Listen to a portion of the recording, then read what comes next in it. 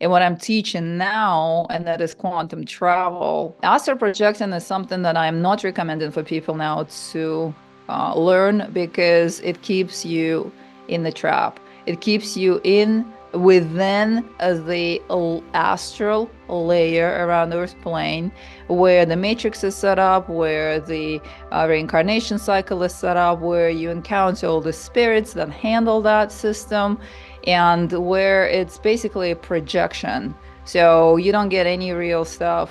And that's between, well, below 3D, I'm sure, but up to 6th dimension. And that's all astral plane. Between the 5th and the 6th dimension, that's kind of like gray area right there, transitioning out of what I just described. But let's say 2nd to the 5th level of dimensional consciousness, that's astral plane, and you don't want to go there unless you're just curious and you just want to bounce around and teach yourself how to go out of body. But that will confuse you in the future, because if you decide that you want to bypass this system and truly experience the essence of what we are, and what's called the absolute or the omnipresence, you need to quantum travel past that structure, and that's what I call quantum travel.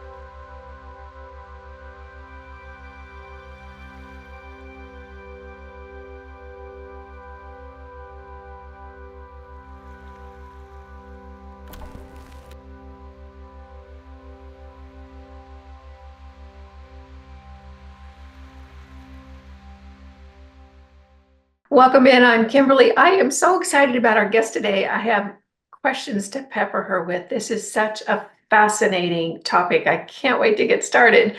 But before we do, if you're enjoying this content, go ahead and click that subscribe button and hit the notification bell so you don't miss any of our upcoming videos. And if you'd rather listen than watch, you can find us on all podcast platforms, Spotify, Apple, iTunes, all those places. We're there. In addition, if you'd like to keep track of what's going on around the planet, but it just feels a little overwhelming, you might want to sign up for a Friday morning email newsletter. The link is in the description box down below. Every Friday morning, we send out a very short, very informative, very free email newsletter highlighting what we think are important developments around the planet. It's super free, super fun. I think you're going to love it. Super easy to sign up. You just click the link down below. And now I'd like to introduce our guest, spiritual healer, Isabella Greene. Hi, Isabella. How are you today? Hi, Kimberly. It's wonderful. Thank you for having me on the show. Oh, gosh. Thank you so much for taking the time to do this. I have found your work fascinating. I have a ton of questions. But first, I want to find out, how did you get started on this path? How did you first recognize your gifts? I know you remember past lives. How did that happen? Take us back to the beginning to how this journey began for you. Well, that would be about 70 billion years ago. Before the dinosaurs. That's what I remembered when I came to Earth plane first. In this lifetime, I had abilities since childhood, and I remember very clearly in my 20s that I made a decision to shut that down because it was interfering with my corporate career, with my need to, fight for survival in the United States. And all the woo-woo stuff was too weird, and me being able to read people and see all kinds of things was interfering. So I deliberately went ahead and went into the American dream, which is the American coma.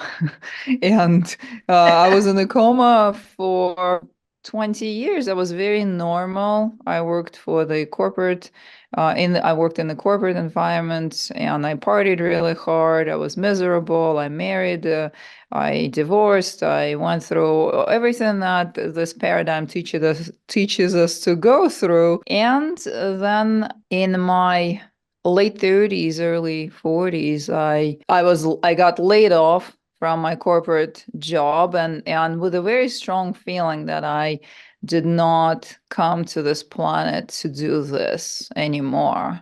But I did not know what to do with myself. And so I spent the year searching. And at the end of that year, I was almost ready to turn around, go back into the corporate world, because I Oh, wasn't finding my answers.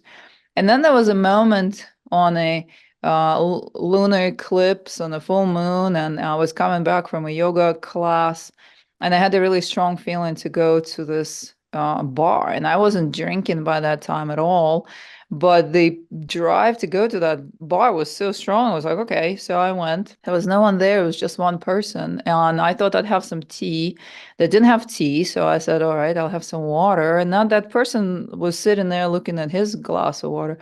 And then he looked up at me and he said, what do you do? And I said, well, I do this and that, the corporate stuff. And he's like, no, not that. What do you do for people? And I got actually quite annoyed there because I was like, who are you? Why are you asking me these questions? You know, we're in New York City. We don't like go into personal stuff like that instantly without introduction. And he said, there's a reason why I'm asking you. I can see something in you. I was like, well, okay. So it took me a minute to figure out that throughout my entire life, I was always someone who had just the right words for people, or I was a lot amongst musicians a lot during my nightlife, and they called me the muse, that I could inspire them, or their performance amplified significantly once I showed up in their lives, and this and that. And so I said that I was like, well, I've been a muse and someone who gives support, and said, that's what you're here to do. And he leaned across the bar and tapped me on the third eye, and it felt like the fireworks went off. And I grabbed my yoga mat and I ran out of there. And on the way out, he gave me a card, and that card said quantum healing. And I spent the whole evening looking for quantum healing. At that point, I could not find anything online about quantum healing. But I started also looking, I was like, is there a job description that's a muse? Is there a job description of people who talk to people? And I kid you not, I found life coaching, people who talk to people. And I looked up courses or classes or certification, and 2 weeks later, I was in this certification class, and I had just enough miles left over from my job to get me there. The ticket was free. The hotel, because I had the miles or whatever that is called now for the hotel as well. Hotel was free. The ticket was free, and the person who was running the course said she'd pick me up because I'm coming all the way from New York City. That was in California, and that's it. And while I was in that class in that course, they said if you don't start within 90 days, your project is dead. As a matter of fact, they said if you don't start within 60 days after you finished the course, your project is dead. So I set a deadline to start coaching on June 1st. I remember that very clearly. And I didn't do anything. I created a website, and I'm sitting there all terrified. What if someone actually reaches out to me?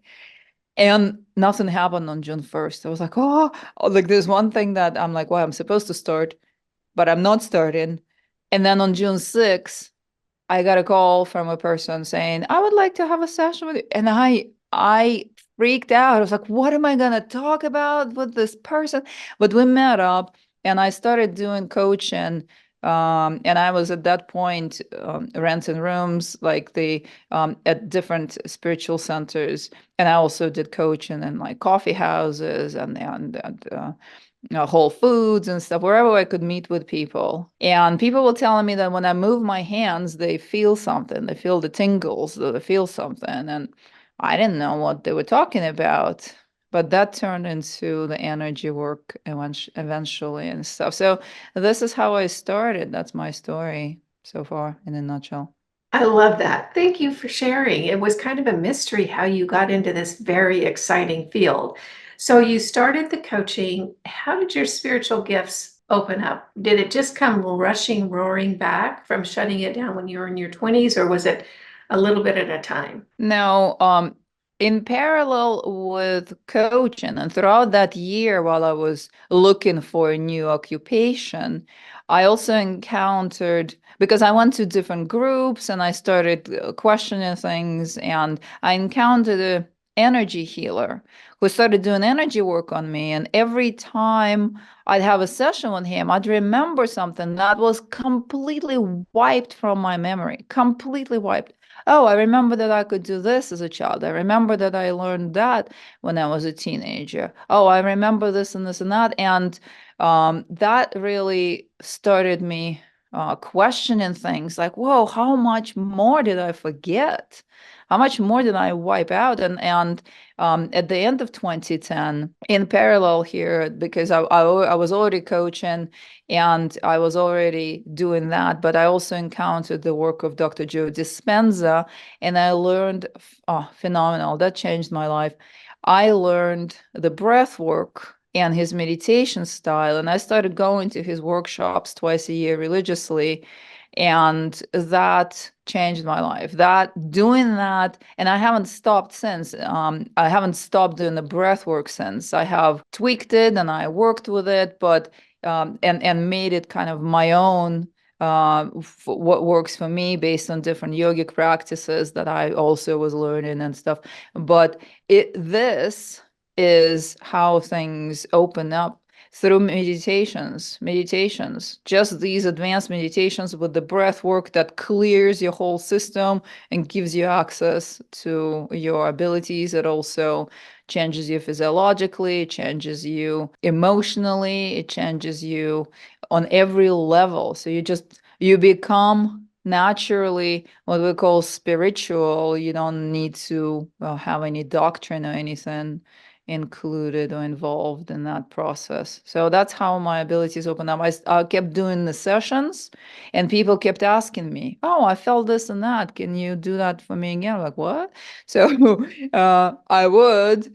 And then in every next session, and it didn't happen every day, but like it's at a certain point after me doing the same thing over and over, there'll be like an idea like, oh, I'm getting these messages that feel like I could maybe, can I channel? Let's just check it out. And I would start with people that I knew, with clients who trusted me already, that they were returning clients or my friends, and I would just like bust out channeling, and oh, it worked. And the next time it worked, and now okay, that's in my toolbox. Now I'm channeling now. So that's how things developed, and it's incredible. If anyone told me back in 2010 that I was going to be doing things that I'm doing now, I promise I would have turned around, went right back into, like, I don't know, Morgan Stanley or something, just The American coma. yeah, just so that because I would not have believed a word of this. I was very analytical. I was very 3D at that point. I was very down to earth. I was not a believer in any of this stuff. I forgot all of it, and I was very skeptical. So there was no way, But hey, the journey shaped itself. So there. Yeah, it shaped itself and it sounds like a pretty exciting one. Yeah, for sure, for Yeah. sure. The next thing I want to ask about, and this is going to lead into what I view based on my research on you as kind of the crux of your work, and that is astral projection. And I have seen several interviews with you where they say, okay, well, you astral projected and you saw this. And I'm like, back up, back up, back, back. What do you mean you astral projected? So this is a skill that you have developed. Can you talk about that? Because, the average person on the street is not going Yeah. to have any idea, first of all, what it is and what you can accomplish and how you develop that skill set. Okay, so first of all, immediately I want to differentiate between astral projecting and what I'm teaching now, and that is quantum travel. Astral projecting is something that I'm not recommending for people now to learn, because it keeps you in the trap. It keeps you within the astral layer around the Earth plane, where the matrix is set up, where the reincarnation cycle is set up, where you encounter all the spirits that handle that system, and where it's basically a projection. So you don't get any real stuff. And that's between well, below 3D, I'm sure, but up to 6th dimension, and that's all astral plane. Between the 5th and the 6th dimension, that's kind of like gray area right there, transitioning out of what I just described. But let's say 2nd to the 5th level of dimensional consciousness, that's astral plane, and you don't want to go there unless you're just curious and you just want to bounce around and teach yourself how to go out of body. But that will confuse you in the future, because if you decide that you want to bypass this system and truly experience the essence of what we are, and what's called the absolute or the omnipresence, you need to quantum travel past that structure, and that's what I call quantum travel. So these are two different skills, and I talk about both in my book, Living the Trap. I learned how to astral project when I was a teenager. Back in the day, I was about 17 years old.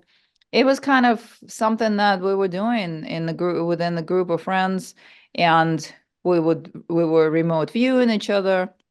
We were we would hang out in the astral plane, fly over cemeteries to see all the dead people, all the ghosts and stuff. We just explored it. The astral dimension is very similar to what goes on Earth, except a little more exciting, a little more like a video game. And it's got all kinds of spirit life there that doesn't hesitate to harass you if you're there. And so it was a game of observation and also learning how to deal with the spirit life. And when I started doing that, I also encountered a shaman who trained me, because he was saying that you need to make sure not to get killed in the astral plane, because it's just like in the movie The Matrix. If you get killed in the astral plane, the body will have consequences right here. If you get trapped into the astral maze, the body will look like a zombie kind of moving around here. If you get injured in the astral plane, then the body will reflect the same exact symptoms here. And so, and I've observed that a couple of times. And so that shaman trained me in the astral combat in a way that you're able to defend yourself if you need to, but better off just get away and know what to engage with and not to engage with, and where to go, where not to go. So that's the astral projection. I did that from between 17 and until American coma, until about sometime 23, 24-ish, and that's it. And I have not done any astral projection since. And then we had 20-year gap. And when I started doing the breath work of Dr. Joe Dispenza, and that's also Tantric Kriya Kundalini Pranayam, wakes up your Kundalini energy, lights up your upper centers, allows you to go out of body at will. And I started going into the higher realms and also into the state of omnipresence, or the void.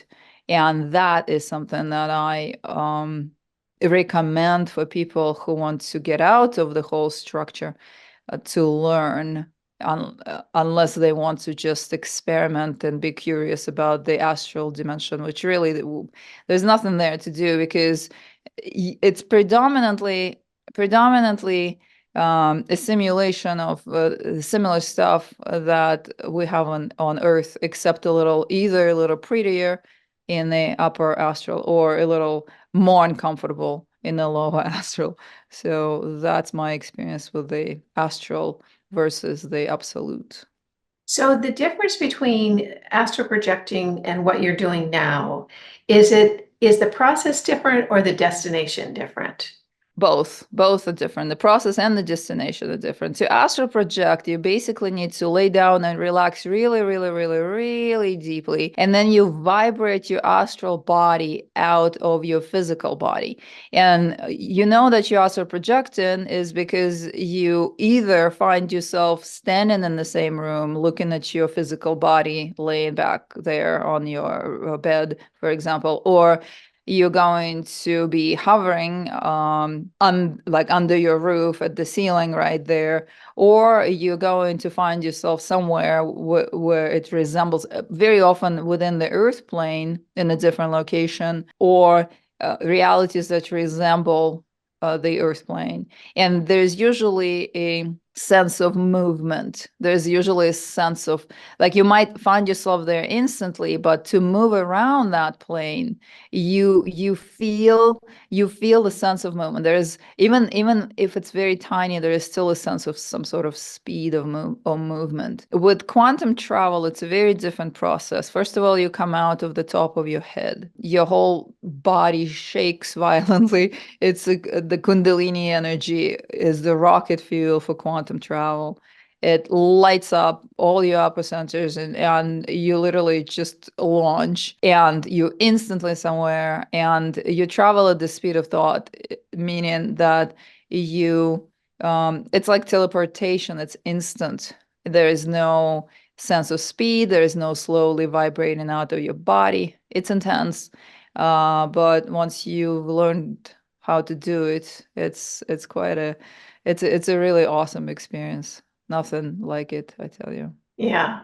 It sounds exciting. I want to ask a question about OBEs, out of body experiences, which, let's say, spontaneous. The person is not trying, and something like astral projection. What's the difference? Well, out of body experience is usually associated with astral projected. When the person is not trying and suddenly they're out of body, they usually are within the astral plane. Very few, very, very, very few. Let's say out of 100 people, there'll be 3 or 4 who land in the void, or in the field of omnipresence spontaneously, and usually during the near-death experiences. But majority of the population lands in the astral plane, both during the near-death experiences and then during the out-of-body experiences. I, in my book, differentiate between astral projecting and teaching yourself to go out of body at will. And so I prefer to call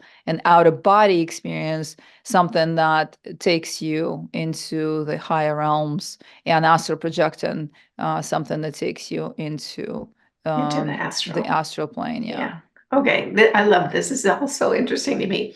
Let's launch into the work you're doing now and your perception of the trap, the reincarnation trap that's here on Earth. And you can go into as much detail as possible because a lot of people haven't heard this before.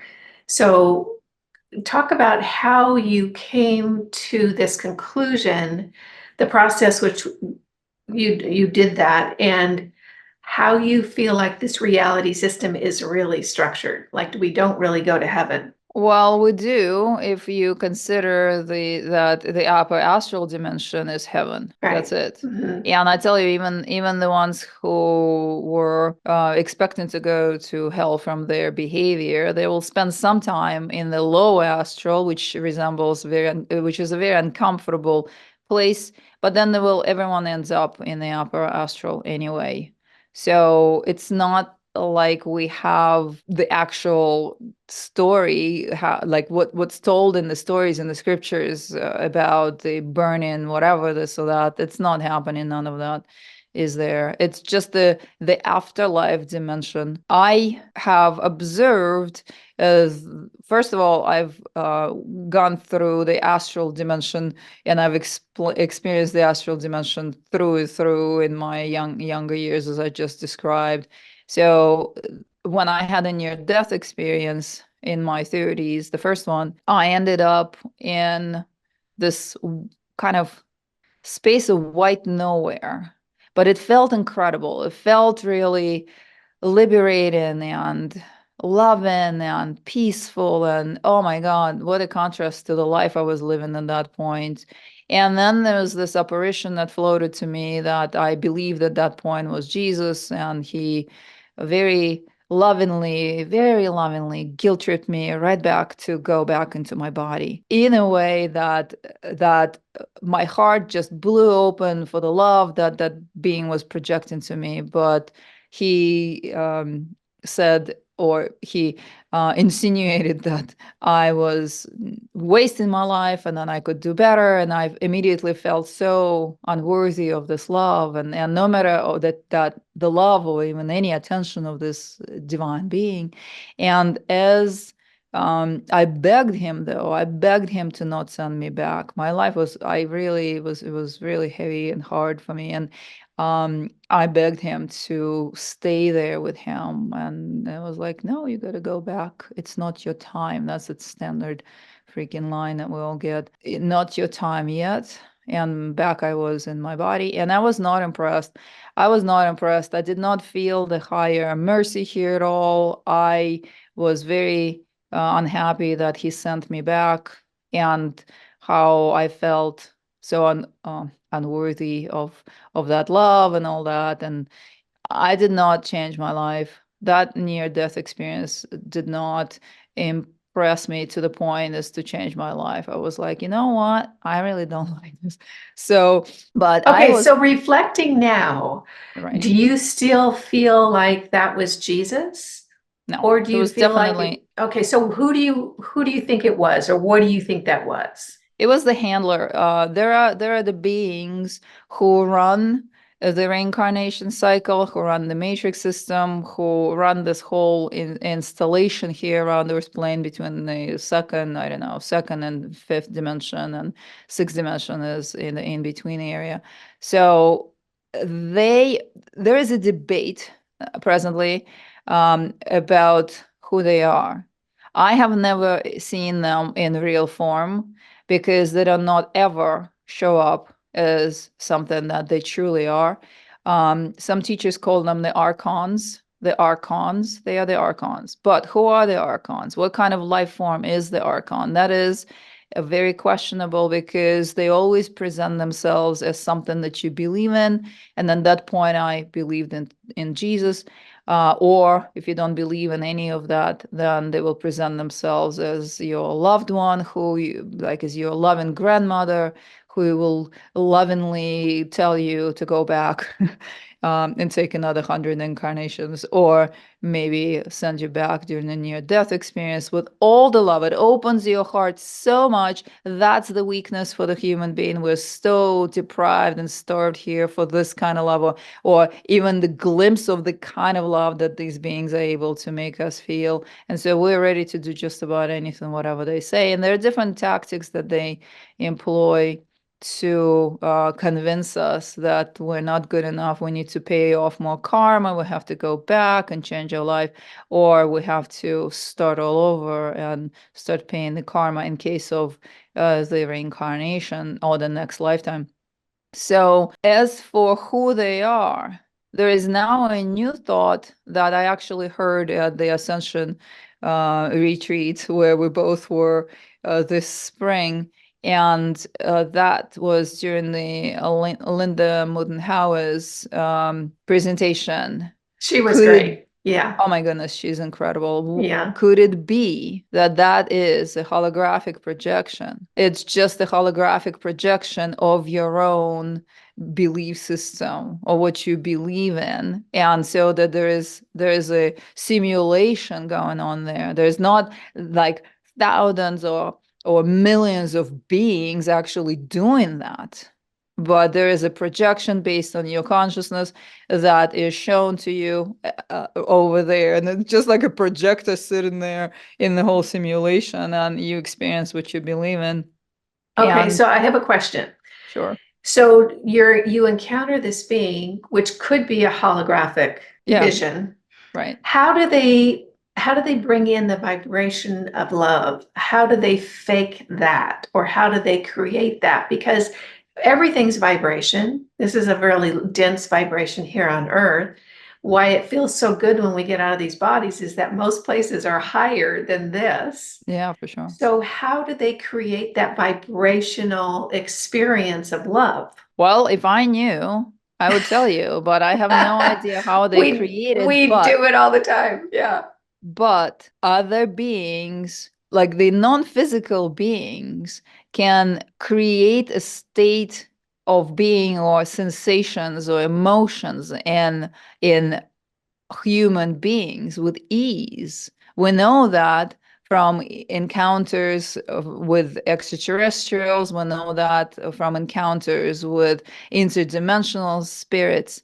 They can very easily project, and I don't know if it's a telepathic projection, right? It's a telepathic projection, but we usually, when we think about telepathy, we think about words or some sort of ideas, concepts, right? But here it's the same exact mechanism from the way I see it. Now, I don't know for sure, but the way I see it is they can very easily telepathically project that state that they know we crave the most.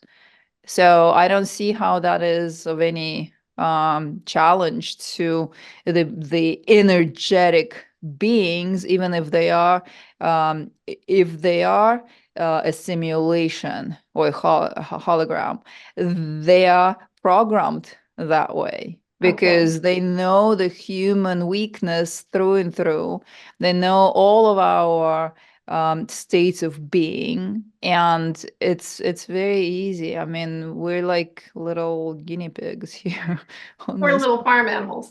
So farm. why do they want us here? What's the point and purpose of them keeping to recycle us back onto this planet? Loosh. Loosh.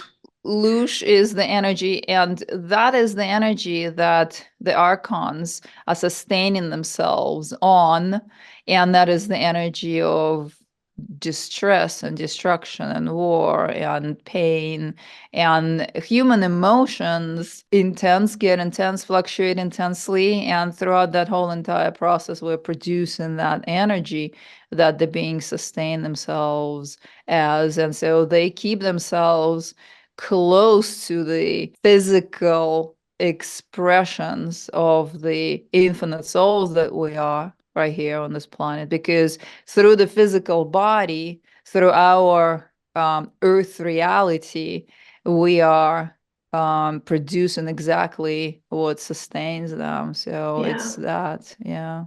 I And heard I heard and someone the other day call hospitals loosh factories. oh my goodness, absolutely, absolutely. And also recycling, like if you are a being of light and you are very powerful, you have a lot of energy, you're a cosmic soul here on earth, you have a lot of that light energy. Turn that around into the energy of suffering. There's just as much energy. It's the same energy except expressed in a different way. So the ones who are of the higher your frequency, the more they want to keep you, and the more there's going to be reasoning like why you have to stay, because you did this or you did that or you did that, and the longer you're on earth, there's no such thing as paying off karma, because the longer you are on earth, the more karma there is. It's set up literally like a credit card debt. Every lifetime we make a minimal payment, and the debt keeps growing because around that little something that we remembered or figured out or changed in ourselves, and I'm speaking for the majority of population who is not proactively working on releasing all the baggage energetically and emotionally and in every way. So we just make a tiny minimal payment, but the debt or the amount of stuff that we experience grows, and it just, the longer you're on earth, the more lives you had on earth, the more there is karma. And so the system is brilliant from that perspective, but it's not for the benefit of the subjects of the system, Sounds like the unfortunately. fiat money system in central banks. Yeah. Same thing. Okay. Yeah. So did you develop this belief system based on your experience astral projecting? No. No, not entirely. There were a few different things that contributed to me figuring it all out, and finally I put it all together and wrote a book last year in 2023. But First, I also projected. I saw a lot of dead souls hanging around cemeteries. I saw the loosh factory over the hospitals. I saw how much spirit life there is around. I saw the angelic beings. I saw the beings that we believe in that are in the Bible and all kinds of stuff. And then I had the near-death experiences, and then too. And then when I started doing the healing work at the very beginning, and I think that was something that was shown to me because this type of healing work stopped coming in. But for the first couple of years, when I first started, I first moved to Sedona, and I started doing the healing work remotely, and I was able to already go places in spirit like that, revive those abilities. And so my clients would ask me to be there in spirit while their loved ones were passing. And I had observations that I could not. There's still a couple of videos on my YouTube where I'm saying, I have no idea what's going on here. Like, but I saw these like blue beings around this woman's deathbed. Like, what's going on? I observed the tunnel of white light and how the soul goes in. I observed the non-terrestrial being seemingly standing there to, I don't know, grab that soul, account for that soul, and that would be like the blue light, and the white light wasn't there. I observed there was a case where there were two, where there were both the white light tunnel with the beings that presented themselves very angelic, the typical angelic presentation, and the ones with the blue tunnel of light that looked a lot like the Mantian beings. And so back then, that was a mystery to me. I was like, what is going on here? Like, why is this happening? Um, then I heard through, and I don't even remember where, somewhere on YouTube or somewhere someone mentioned, they said, you know what, the whole angelic system and everything, that's all entrapment. I was like, what? And my whole idea, I constantly had a feeling that I want to get out of the system. That was my own thing after the near-death experiences, and I just knew that I don't want to continue doing this, and so I went and I took the quantum healing hypnosis session with a practitioner who was trained by Dolores Cannon.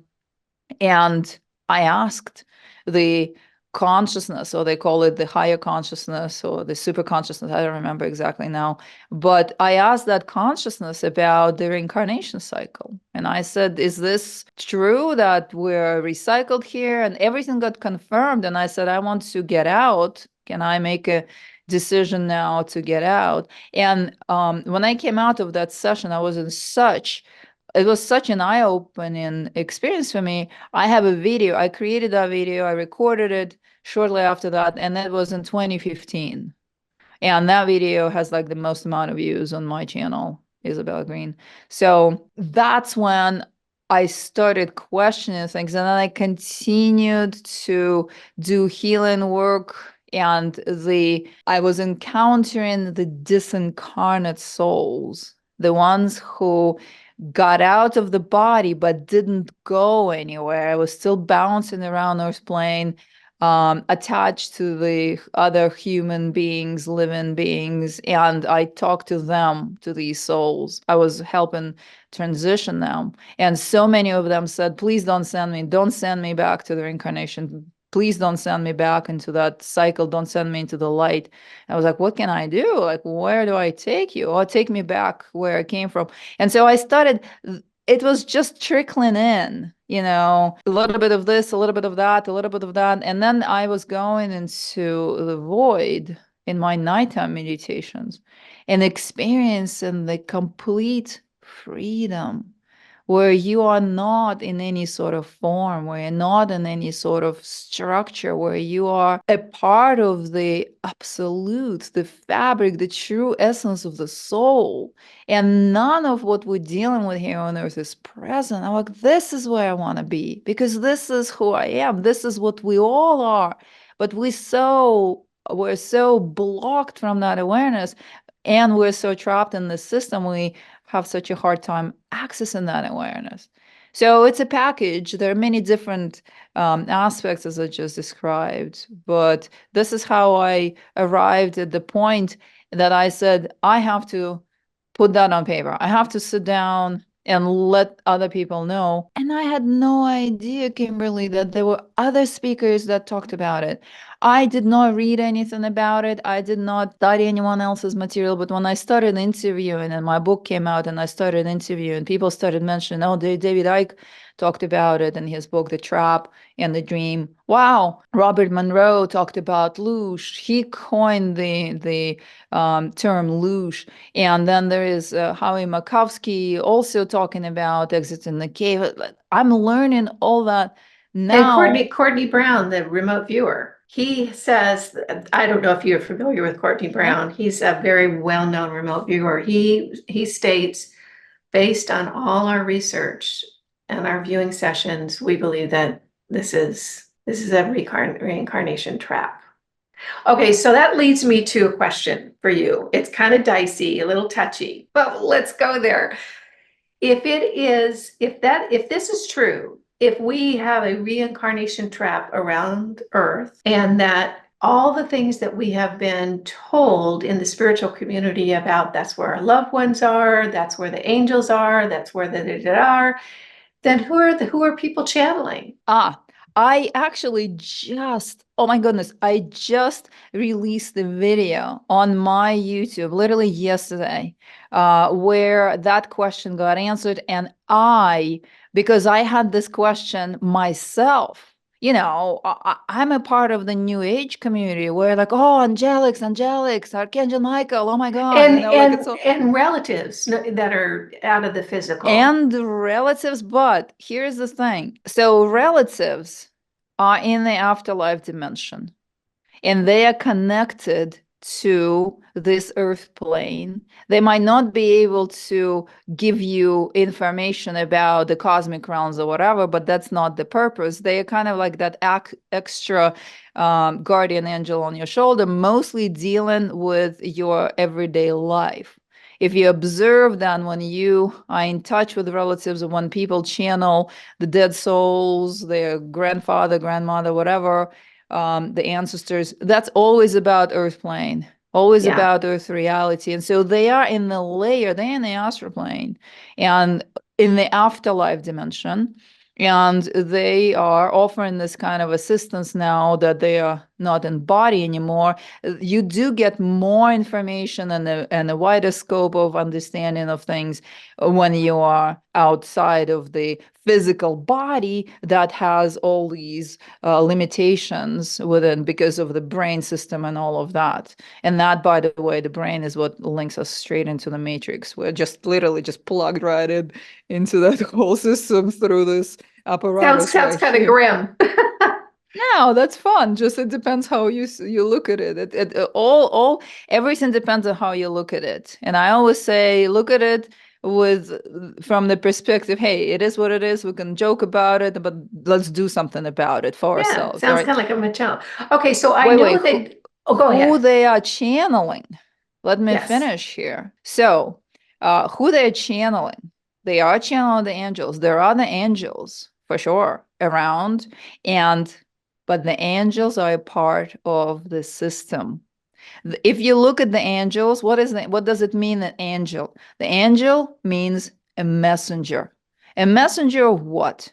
In the past, they were the messenger of gods or God or the gods. But if you look at, for example, the work of Paul Wallace, who describes and he dissects the Bible and translates it differently, and it's all in the scriptures, it's all in the Bible. The angels were the messengers of the gods who installed the system. So people channel the angels. They are legitimate. They are real life forms, but they are serving the system. So they can show up and save your life. So you continue suffering on earth, continue producing loosh. They show up and give you recommendations so that they gain your trust, how to go and about this and this and that, because they want you here and they want you thriving so that you continue producing the life force so that you don't check out and die, and then they have to wait until you're back to get your loosh, right? So Right.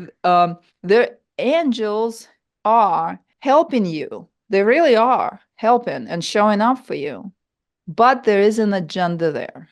It isn't unconditional. That's the whole thing. It's the same. And oh my God. So that came in the session um, the other day. And in a private session, because the woman had this question. And again, that's on my YouTube channel right now, a fresh video. They said that the humans are looked at in the same way as we as humans look at our lab animals or our Yeah. farm animals. We're farm That animals. Yeah. they are cared for, they're fed, they're protected, but then they're utilized for experiments or for dinner based on, and the animals themselves, right? They believe that they have like that their handlers are kind to them, and the handlers are kind to them until the time comes to utilize them for this or that. And that was very uncomfortable for me to find out. But that's who are being channeled. They do help, and we can thank them and say thank you very much. That was great. Thank you for saving my child or my life or whatever. And but it's there's an agenda there regardless. So What no. about off-planet beings like the Pleiadians? There are many different kinds of Pleiadians there because same as in any other system, there are different dimensional levels of consciousness within the Pleiades as well. And so there are higher dimensional consciousness of the Pleiadian races, or every race has a gradation of different levels of consciousness. And there are lower dimensional Pleiadians, and there are reptilians within the Pleiadian system, and there are fifth dimensional Pleiadians who are part of the reincarnation cycle of their own and the earth plane as well, and who have been involved with earthlings quite a bit. And so it depends on what level of consciousness the beings from other realities are in themselves, and what level of consciousness each individual channel is able to bring through, and what level of consciousness works with them. The question of how to obtain the true guides was also answered in that session that is on YouTube right now. They said, and by they I mean when I channel in my sessions as well, but I literally I go through the layers and layers and layers and layers and layers of the human connection, the soul lineage, all the way to the highest possible that I can reach, and I never channel anything below sixth dimension. I do not channel dead people. I do not channel the angels. I do not channel ascended masters. I only channel the highest level of consciousness where the beings are barely in any sort of form.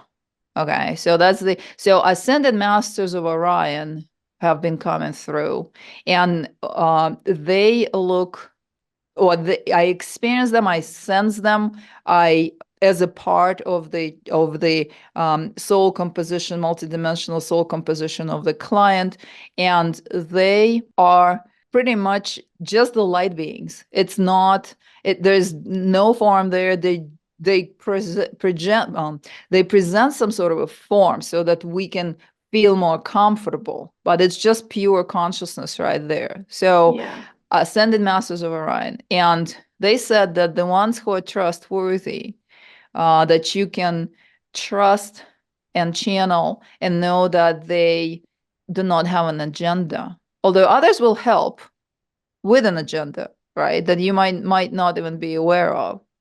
But the truly trustworthy ones, first of all, don't show up on their own. They're only invited. If they are invited by you, you specifically chose that you want to connect with this level of consciousness, and you invite them, and you want recommendations from them specifically. that's when they show up. The ones that pop in and start helping and start showing up, they're watching you. And so they have an agenda right there, even though they will help, or it will look to us like they're helping anyway. Yeah. And so they said that past the sixth dimension and the higher you go in the level of consciousness. Yeah. Oh, and also they said that the beings that are trustworthy do not have vested interest in the whole earth structure.